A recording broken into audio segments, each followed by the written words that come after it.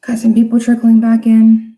Yeah, my family is obsessed with A Christmas Story. Again, I apologize for the link. I don't really know what's happening. I'm just trying to put the link out there.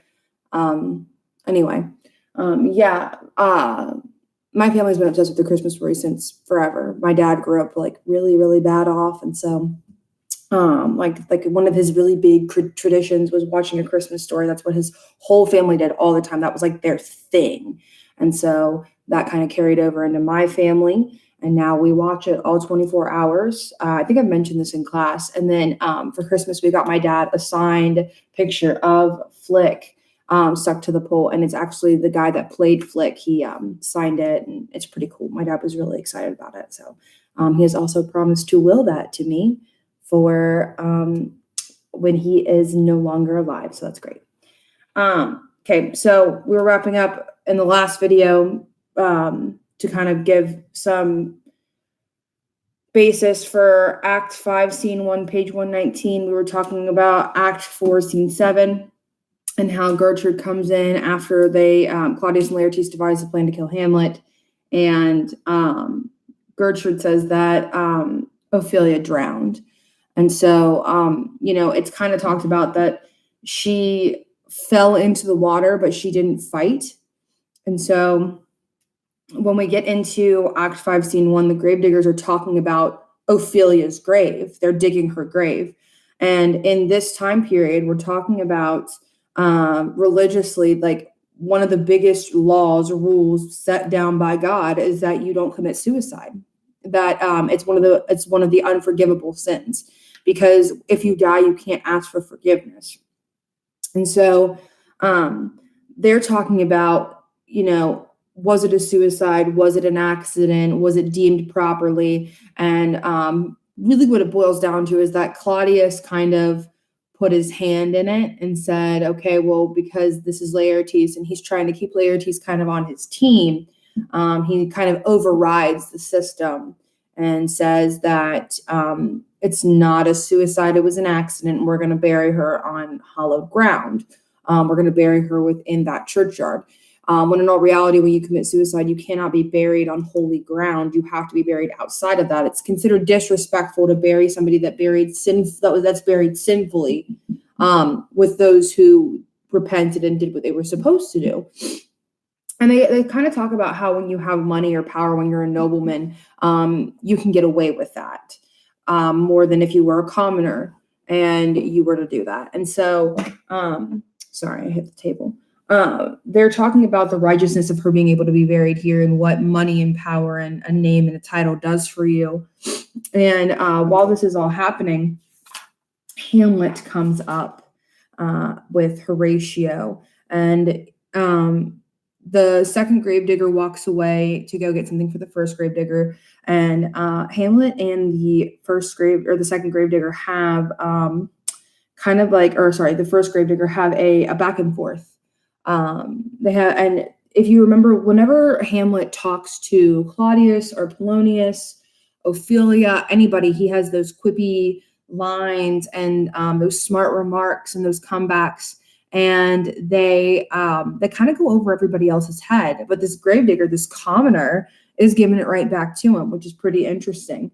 And so something that the first gravedigger is doing that's really bothering Hamlet is that the first gravedigger is singing while he's digging.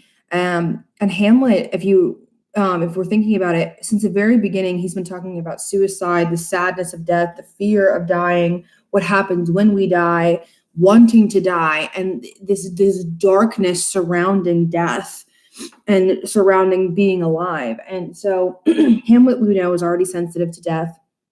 And he comes upon a gravedigger singing while he's digging a grave, and he just finds it very almost unprofessional or just very odd. The gravedigger's not being sensitive to the situation. And so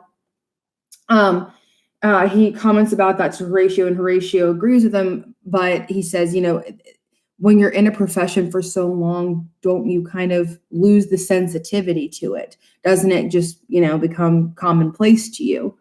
And so he comes up and he confronts the gravedigger, and he asks about whose grave it is, and the gravedigger kind of back and forth with them. And so Hamlet doesn't find out from that gravedigger that they're burying Ophelia. Actually, they go back and forth, and Hamlet's pretty sickened by, how the gravedigger, after he's, they're done talking, he continues to dig, and skulls are coming out, bones. It's like desecrating other people's graves, and not bothered by it at all. One of the questions we got is Yorick's skull's importance. I think it was Luan that asked that question. So the importance of Yorick's skull. So he's digging up these skulls. And we know, dramatic irony, we know that this is Ophelia's grave. Hamlet does not. And so these skulls are coming out, and, the gravedigger comments, do you know who this is? And Hamlet says no. And he says, oh, this is this. And it's Yorick's skull. And Yorick is kind of like, he was a jester when King Hamlet was alive. So when Hamlet's dad, King Hamlet, was alive, he was the court's jester. So he was supposed to bring merriment and laughter and just overall happiness to the kingdom and to the court. And Hamlet remembers, he's picking up the skull. Let me find the bit here. I have it written down as page 125. He says, let me see, he takes the skull. Alas, poor Yorick, I knew him well, Horatio, a fellow of infinite jest, of most excellent fancy. He hath borne me on his back 1,000 times. Sorry, just making sure this isn't one of you emailing me. Give me one moment. I did have 2 computers going the last time, but this time not so much. So apologize about that. But page 125, he talks about how this man gave him piggyback rides and made him laugh, and they had a great relationship and friendship. He made his father laugh. He made the entire court laugh. During dinners, he was. Did I ask the question? No, I have not asked the question yet. So I plan to do it somewhere kind of randomly, just whenever the mood strikes me, because I don't want people skipping around. And I know that some of you are just going to text your friends the question, and that's fine. But hopefully this will deter some people and actually get some people to check in with me, because I still have 50% attendance. So that sucks. Anyway, thanks for asking. But the point is that this man who was so great in his life and had so much laughter and joy in his life now is just a skull, no flesh, no bone, no brain, no emotion, nothing. Can't laugh at his where he is now. I miss you too, Connor. Then he makes a comment at the end of that bit and says, now get you to my lady's chamber and tell her, let her paint an inch thick to her favor. She must come, make her laugh at that. Prithee, Horatio, tell me one thing.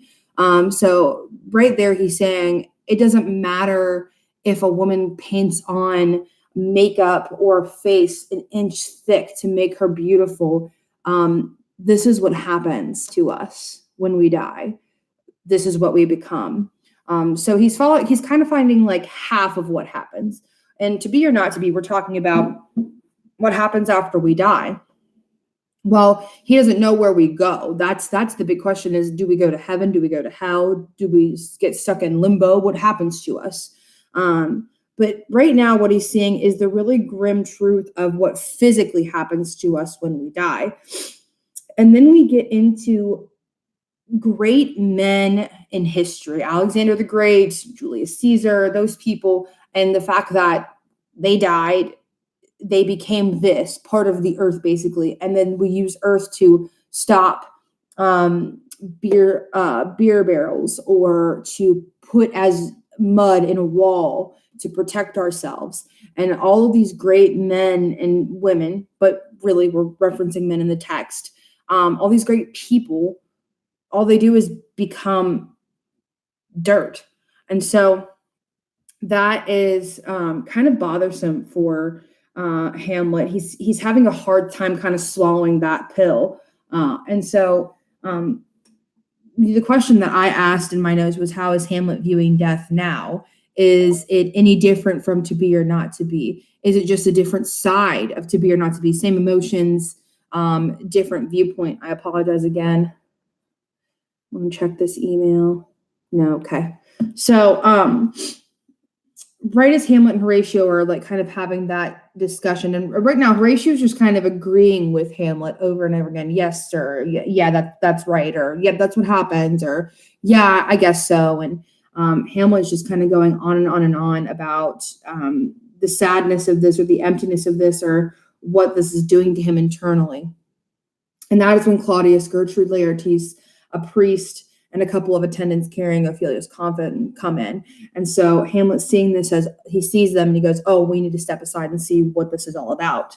So they kind of go aside, and Laertes enters and is speaking to the priest, and he asks the priest, is this all you can do? Is just bury her here? You're not going to say any kind words, pray over her, give her the proper burial that she deserves.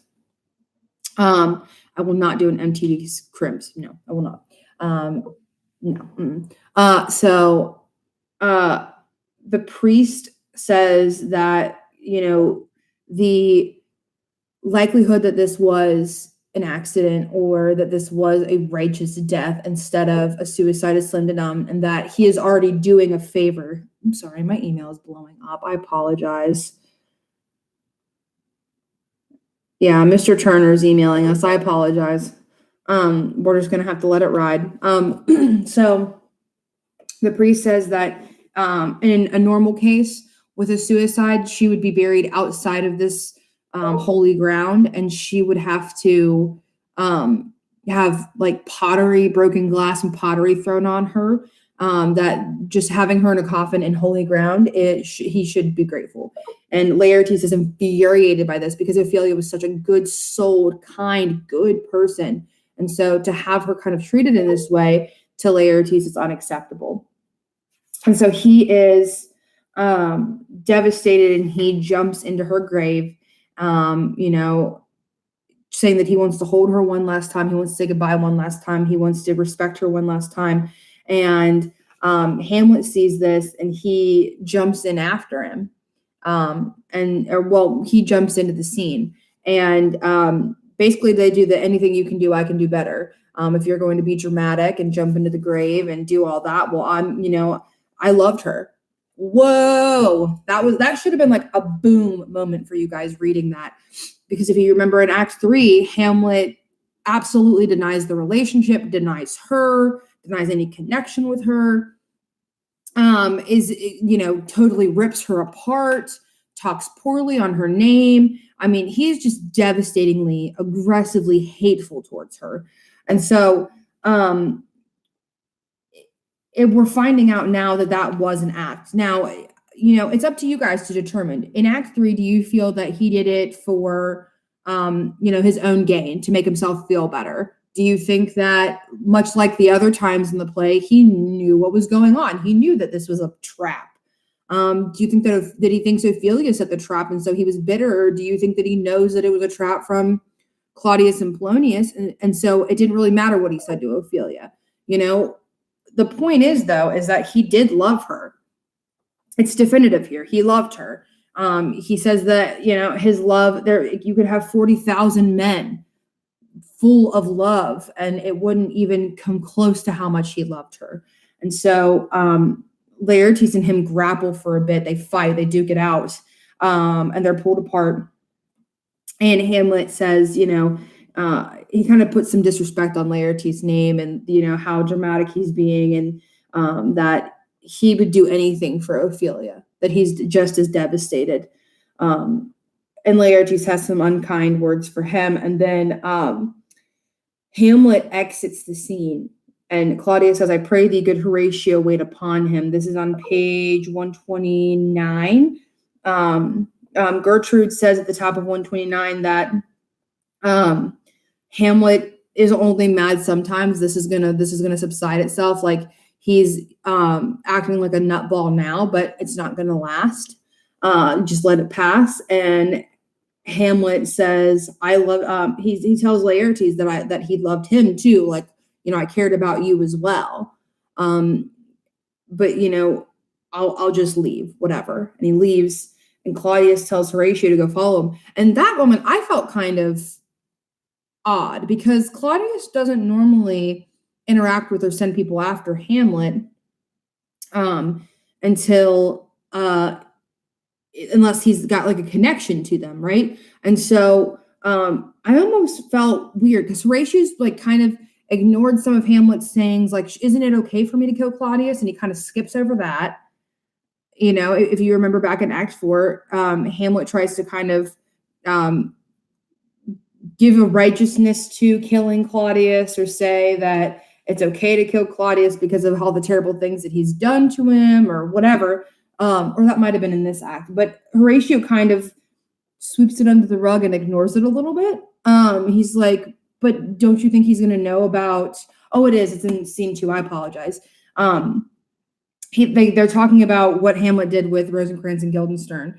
And Hamlet's like, well, isn't it okay if I kill the king? Isn't that all right? And Horatio's like, isn't the king going to find out about Rosencrantz and Guildenstern? And totally ignores Hamlet. And so I almost felt like Horatio was like working with Claudius for just a second. I felt that way.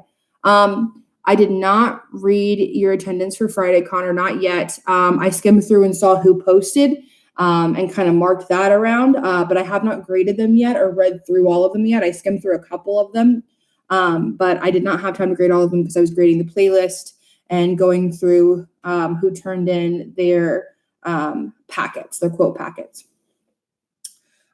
So Claudius sends Horatio after him, and he says, Laertes, calm down, get yourself under control. Remember the plan. You'll get yours. Just let it be. Attendance question. So today's attendance question is, I want to know what your favorite song is and what your least favorite song is. So I want you to literally put F: for favorite song, F:, and then a link to your favorite song, a YouTube link. Don't put the name, just put literally a YouTube link. School appropriate. I will accept clean versions, okay? School appropriate. And then for least favorite song, put LF, least favorite. Put a colon and then put the YouTube link. The YouTube link. Do not put the song. Put F, and then your favorite song is YouTube link, and then LF. And your least favorite song is the YouTube link. Do not put favorite song. Do not put least favorite song. Do not put attendance question and then post it, okay? I really want people to pick it up. It's pathetic, and I can't account for you. And so I have to start calling parents is wasting a lot of my time. Or trying to contact you guys is wasting a lot of my time that I can use to help you guys. So please do that. That's the attendance today. I appreciate you guys being so patient. That means we're about halfway through. I plan to finish up Act 5, Scene 2 in the next 10 to 15 minutes topsies. So we're in Act 5, Scene 2, page 130. This is where Hamlet comes in and he starts talking to Horatio. He talks about how he couldn't sleep, he couldn't eat, he was impulsive. He's talking about his madness there, and how, everything just felt wrong, and he's been in a bad state of mind recently. And so he couldn't sleep while he was on the ship. Remember, he's being shipped off to England before this.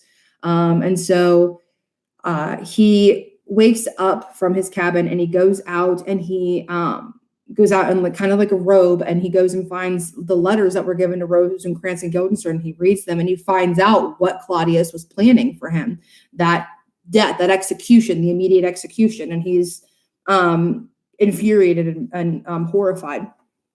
And so Horatio's like, oh, is that possible that Claudius would do that to you? Well, if you remember, Horatio was sitting in the same room that Hamlet was when they found out that Claudius was guilty of murdering King Hamlet, when he threw that big fit, when he threw that big fit about, the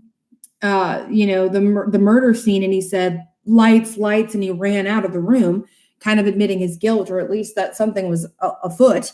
And Horatio agreed with Hamlet that there was definitely something wrong, that he definitely saw that the king was acting nuts. So is it really that far of a stretch that he would send Hamlet off to his death?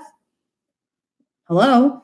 So then Hamlet says that he had to kind of think fast on his feet, and he had to create new documentation, a new letter with the same kind of structure and the same kind of structure and the same kind of I apologize, I'm losing my train of thought. I'm trying to like keep an eye on the comments. And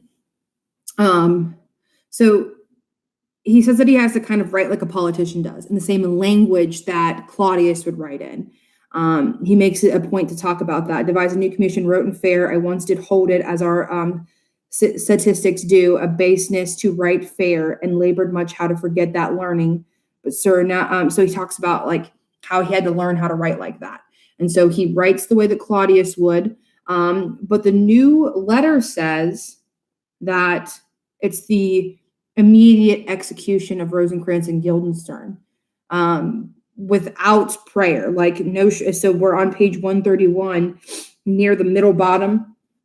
It says an earnest conjuration from the king, as England was his faithful tributary, as love between them like the palm might flourish, as peace should stiff her wheaten garland wear, and stand a calm between these amenities, and call such like as is of great charge, that on the view of knowing these continents, without debatement further, more or less, he should the bearer put to sudden death, not shriving time allowed. So not shriving time allowed is without being able to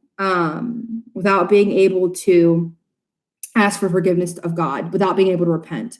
Our favorite song from our playlist, Simon, or just in general, I want you just to post links of in general songs. So like right now, like I don't know what is wrong with me. I have been losing my mind to Blinding Lights by The Weeknd. It's this week's favorite song. You know how I am. Like What a Man Gotta Do 2 months ago was my favorite song for like a week and a half, and then it changed. So whatever your favorite song is right now, or like if you're one of those people that has a consistent favorite song from your favorite band, cool. And then like your least favorite song ever, like something that makes your skin crawl. Like I don't like Taylor Swift. You all know that. And so a Bob, yes, I know. That one song, Ava, that you showed me in class that one day, I think it's 11. The song's 11. I vibed to that for like a month and a half. I still listen to it, but it was like my favorite song for a while. I really enjoyed that song. But that's the point. Like whatever your favorite song is right now, and then like your least favorite song. So like if your favorite artist came out with like a really terrible song one time and you're just really disappointed, put that, or like Friday by Rebecca Black, or whatever the case may be. Moving forward, I hope that cleared some things up for you. So as I was saying, this is when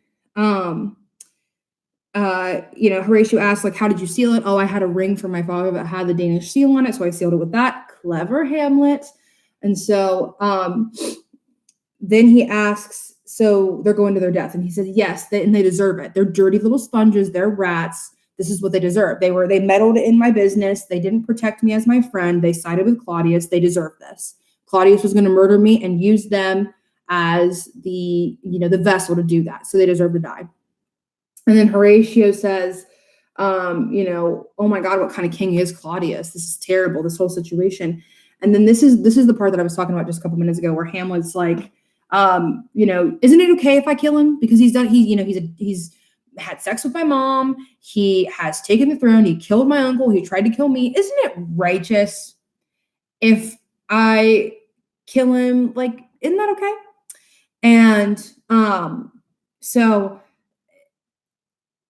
Horatio skips over that, and he's like, isn't he going to find out about England? And he says, yes, but it only takes a second to kill a man. He's not going to find out before this is kind of foreshadowing. Hamlet says, I mean, yeah, it would only take a second for him to find out, but it's also only going to take me a second to kill him. I'm going to kill him before he finds out. And then Hamlet talks about how he kind of feels bad about the Laertes thing. that to Laertes I forgot myself. This is on page 132.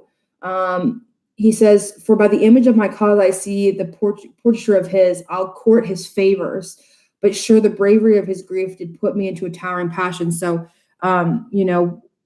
finding out that Ophelia was dead and watching him get to grieving and him grieving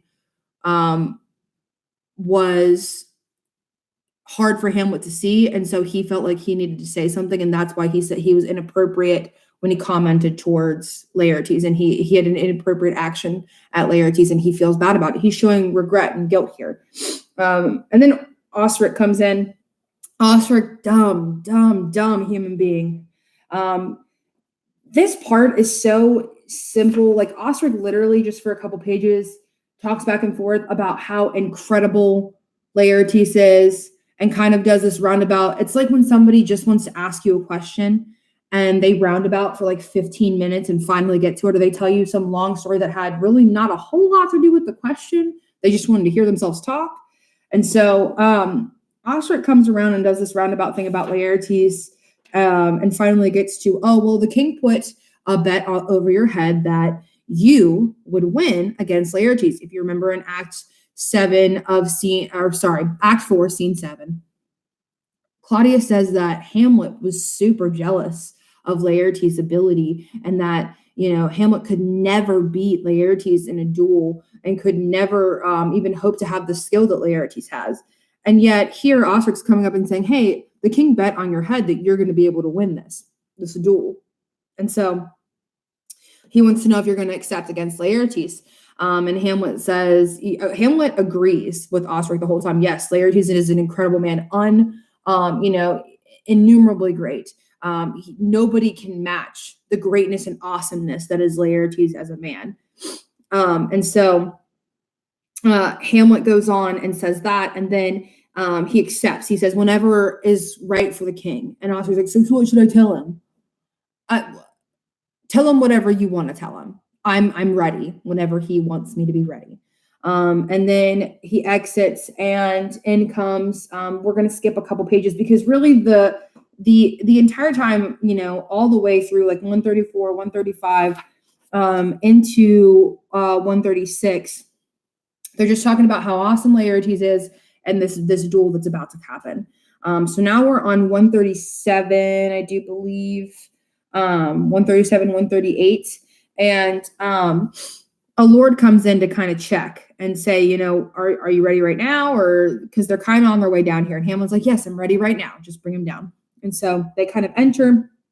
And page 138 is where we have Claudius enter, and he tells Hamlet and Laertes to shake hands and get ready. And Hamlet says before this that he has a bad feeling about this. Like he's got like a gut feeling that something's going on. He doesn't really feel comfortable. And so Horatio's like, well, if you have a bad feeling about this, then I'll tell them that it's over. Like we're not doing this anymore. And so Hamlet's like, no, I'm not going to be a woman about it. I'm not going to be a child. I'm just going to do it. It's fine. The way that this works is God determines everything. So if God determines it's my time to die right now, it's my time to die. And if he determines that it's my time to win right now, it's my time to win. But Hamlet also says that he's kind of hustling Laertes, because Hamlet, ever since Laertes has been in France, has been practicing hardcore on his fighting skills, his dueling skills, his rapier skills. And so he's been practicing that, and he knows that he can kind of match Laertes. He's actually pretty confident. He just has a bad feeling about the situation. And so Hamlet kind of swears that to Laertes that what he has done to hurt people. This is on page 138. He's addressing Laertes after they're shaking hands. That it's simply done in madness, and that there's like a mad Hamlet, and then there's Hamlet, and that the madness, Hamlet's madness, mad Hamlet, is kind of an enemy to Hamlet just as much as it's an enemy to Laertes, and he apologizes for that.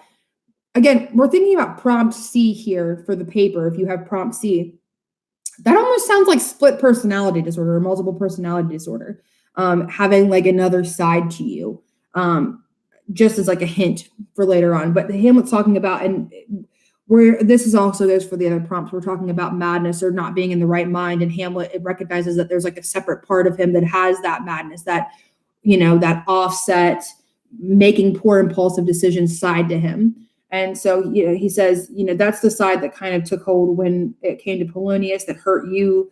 And this is just a big misunderstanding. Hamlet, the one in the right mind, would never, hurt you on purpose. And Laertes accepts that he is apologizing basically, but doesn't necessarily fully accept the apology. So he said that he's going to be cordial about everything. But he's not going to fully accept everything. Riker, on the discussion post after this, not here. Discussion post, not here. So then we go on and we get to the part where Claudius is talking about a pearl, and that pearl is the poison. So, he takes a drink and then he puts the pearl in for good luck, and they pick their sides. And Hamlet's talking about how he's the weaker side. So this is where that hustling thing comes in, where he says, thank you, Cade. Sorry, I'm just having to glance over and come back. So he basically says that Laertes has no idea what he's getting himself into, because Hamlet's actually a lot better than people thinks he is. But then to Laertes and to Claudius, he's like, Laertes is the better man here. He's definitely going to win. You bet against the weaker side. And Claudius says, oh, well, I gave him a heavier rapier, or I kind of handicapped him a little bit, and that, it's going to be an equal and fair fight, I promise. Which we know, dramatic irony, there's poison on the tip of the blade, and the pearl that is going to come up that Claudius talks about is poison as well. And so they begin fighting, and what happens is that Hamlet gets a lick in on him, and Laertes is like, nuh-uh. And Osric good old Osric is our referee here. He says, yeah, no, he hit him. And so Hamlet gets a couple licks in, and Claudius is like, well, let's drink to you, Hamlet. Here, take a drink of this. And Hamlet's like, no, I want to continue this. I want to finish this. I'll drink that later. So then Gertrude comes into the picture, and she's like, well, I'm thirsty. I'll drink it. And King Claudius is like, no, wait, no, don't do that. And Gertrude's like, I'm going to drink it. This is heavily debated. Whether Claudius could have stopped Gertrude or not, the timeline here, talking about, was it seconds? Was it, oh, well, I'm thirsty, I need a drink, and she puts it to her lips, and the king says, oh, no, wait, don't do that, and she's like, I'm doing it, and then drinks it? Or if it's like pause, moment, pause, moment, pause, moment. What really happened here? Did King Claudius try hard enough to save Gertrude's life? Because we know that she drinks the poisonous cup. And that's why a little bit later on she collapses. But they get some licks in, and eventually they actually, on page 141, or right in between page 140 and 141, Laertes wounds Hamlet with the sword. Finally, they scuffle and end up with each other's swords, and Hamlet wounds Laertes. So they're fighting. Laertes gets one in on him, and then they end up scuffling again. They switch swords in the confusion, and then Hamlet gets Laertes with that poisonous sword. And so because of that, they're now both poisoned. And Laertes has a moment of guilt. We have the queen kind of fainting, and then there's a lot of yelling back and forth, and Laertes has this moment of guilt, and then Gertrude says, Claudius is like, oh, she's fainting because she saw you. You're both bleeding. You're both wounded. She can't handle that. And Gertrude says, no, the drink. Oh, my dear Hamlet, the drink. I am poisoned. She dies. This is still on page 141. Laertes admits his guilt. It is here, Hamlet, thou art slain. No medicine in the world can do thee good. In thee there is not half an hour of life. The treacherous instrument is in thy hand, unbaited and unvenomed, the foul practice. So he admits that the king is to blame. for poisoning his mother, for the blade, for everything. And so we get into where Laertes is dying, and he asks for forgiveness. He says that he doesn't blame Hamlet anymore. He forgives him, and then he dies. And so he looks to Horatio, he looks to Gertrude, and he looks to Claudius.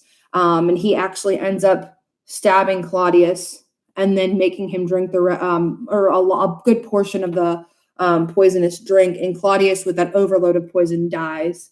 And then he goes to, Laertes and Hamlet forgive each other. And then Hamlet is trying to say goodbye to everybody. And he looks to his best friend, Horatio. And Horatio, we learn a lot about Horatio in this moment. Horatio is so devastated that Hamlet is going to die that he tries to drink the last bit of poison in the cup. And Hamlet takes it from him and says, no, you are here to set things right. You need to tell people my story. You need to tell people what really happened here. You need to set the record straight, because if you don't, who will? Who's going to clear my name? Who's going to tell people about what Claudius did? And then Hamlet even says that Fortinbras, when he comes back, has the right to this land. He gives it to Fortinbras and says that, these are the rights to this land. I want to give it to Fortinbras. And then he dies.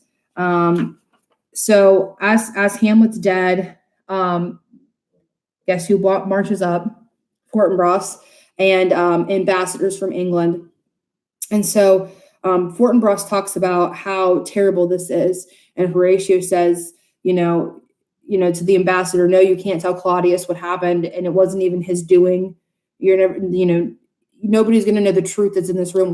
They're all dead. But I'm going to tell you the story of what happened. It's almost like Horatio was narrating the whole time, from the beginning, telling us like the real happenings of what happened with Hamlet, what happened with Claudius, what happened with the whole story. And then we find out at the end that Horatio's the narrator. It strikes me as one of those stories. That's not what happened, but that's what it kind of felt like to me. But Fortinbras says, I don't mean to be this way, but I do have claim to this land. And Horatio says, yes, you do, more so than you think. Please just let me explain. So Horatio takes a step back and lets them know, like, there's so much more to this story. Page 144, not from his mouth had it been the ability to thank you. He never gave commandment of his death, but since so, jumping upon this bloody question, you from the Polack wars and you from England are here arrived to give you order that these bodies high on a stage be placed and viewed, and let them speak to the yet unknowing world how these things came about. So shall you hear of carnal, bloody, and unnatural acts, of accidental judgments, of casual slaughters, of deaths put on by cunning and forced cause, and in this upshot purposes mistook fallen on the inventor's head. All this can I truly deliver. So I'm going to tell you the story. And then Fortinbras, in a moment of just pure respect and greatness, says that Hamlet is going to have an honorable soldier send-off. He's going to have an honorable send-off for, everything that he did. And that if Hamlet were to be living, that he would have proved to be most royally. So he would have been an incredible leader, an incredible man, if he had had the true opportunity to do so. So that is how we end up. So though, because this is a tragedy, everybody dies, and we're talking about our tragic hero, Hamlet had to die because he was the tragic hero. It's a pretty fair send-off. Like, Hamlet gets all of this respect and dignity in his death. He finally gets what he becomes a doer in that moment where he kills Claudius. And I mean, almost an overdoer, like stab. He's already going to die. Claudius is going to die regardless. You stabbed him with poison, but then to, make him guzzle the majority of the rest of that poisonous drink and kill him just so aggressively. Like, he really got his revenge in that moment. And to get that forgiveness from Laertes, to be absolved in that moment of Polonius, because that was the only true crime that Hamlet had committed before he got Claudius, was the accidental killing of Polonius. And what he kind of the mental game he played with Ophelia. And so to have Laertes forgive him and to be kind of absolved of that was nice. But that is the end of the play. What we can assume after this is that Fortinbras takes over, and that we have a great kingdom of Denmark taken over by Norway. And so that is my assumption. But at least Horatio is going to set the record straight. I hope that this helped.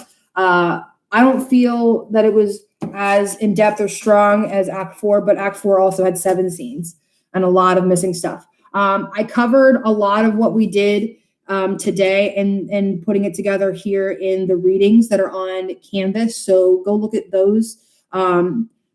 I do it a little bit more in depth, and it's all in one piece here. So the benefit of the live stream is to ask questions, which not many of you had too many questions, and then to be able to see it all in one big picture in one moment.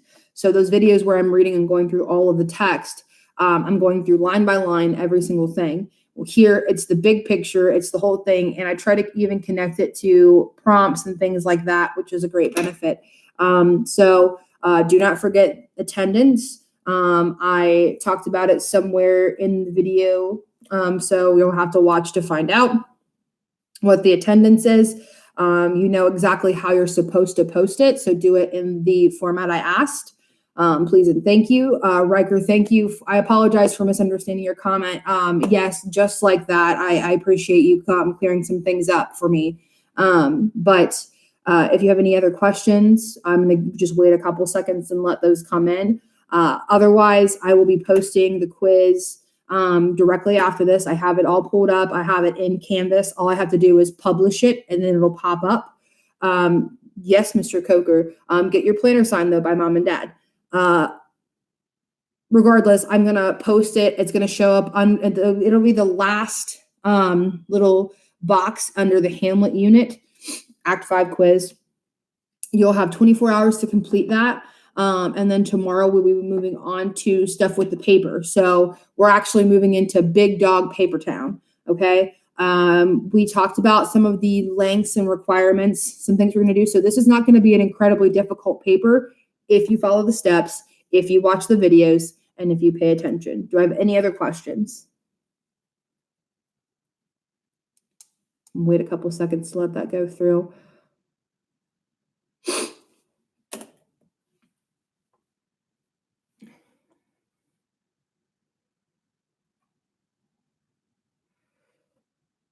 Okay. I hope that cleared everything up. I had a question about Hamlet and Laertes in here, but I hope by me going through their relationship and how their interactions that cleared some things up. But no MTV Cribs. However, have a good day. Make good choices. Do good things in the world. Bye, guys.